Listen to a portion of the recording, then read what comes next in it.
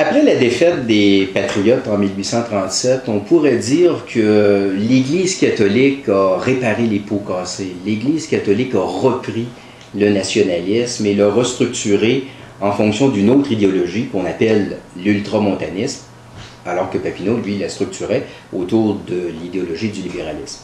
Alors, c'est quoi l'ultramontanisme? Alors, l'ultramontanisme, c'est la doctrine d'une société intégralement catholique où l'Église est soumise au pape, à l'autorité du pape, d'une part, et où l'État est subordonné à l'autorité de l'Église, d'autre part. L'ultramontanisme au 19e siècle s'oppose à deux autres idéologies. Le gallicanisme. Le gallicanisme était très fort en France dans l'Ancien Régime, au temps de Louis XIV, par exemple. Alors, le gallicanisme dit on doit avoir une société catholique, mais c'est l'État qui doit avoir le pas sur l'Église plutôt que l'Église sur l'État. Donc, le gallicanisme, c'est un État catholique qui veut subordonner le pouvoir spirituel au pouvoir politique. Les ultramontains se battaient contre ça. Mais au 19e, les ultramontains vont aussi se battre contre le libéralisme qui était issu de la philosophie des Lumières, qui était issu de la Déclaration des droits de l'homme de 1789. Quand on parle au Québec du libéralisme au 19e siècle, c'est plus dans sa lutte contre le...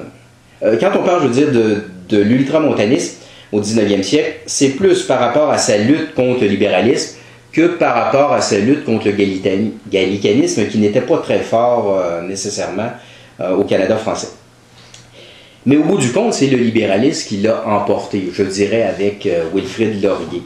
La grande figure de proue de l'ultramontanisme, c'est Monseigneur Bourget, l'évêque de Montréal. Ensuite, ça a été Monseigneur Laflèche, l'évêque de Québec. Mais Monseigneur Laflèche, évêque de Trois-Rivières. Mais force est d'admettre que finalement, le libéralisme va finir par l'emporter au tournant du 20e siècle. Alors pourquoi? L'explication se trouve dans l'Église catholique et non pas dans la force du libéralisme en tant que tel. C'est en fait le catholicisme libéral de Monseigneur Taschereau, l'archevêque de Québec, qui va vaincre l'ultramontanisme. Or, qu'est-ce que les catholiques libéraux disaient? Les catholiques libéraux, eux, essayaient de trouver un compromis entre finalement deux philosophies antinomiques, le catholicisme et le libéralisme. On n'essayait pas de fusionner les deux idéologies. Les catholiques libéraux admettaient que les deux idéologies étaient incompatibles, mais ils recherchaient une espèce de coexistence pacifique, une espèce de modus vivendi. Alors, leur formule, c'était l'État libre dans l'Église libre. Alors, l'État libre et l'Église libre.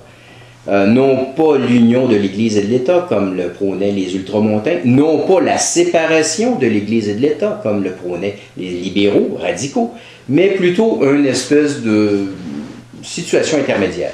L'Église libre et l'État libre.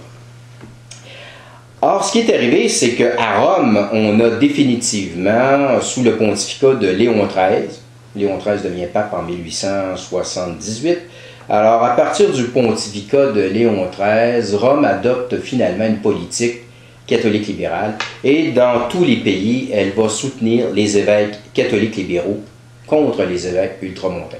En France, ça a pris la forme du ralliement des catholiques à la République.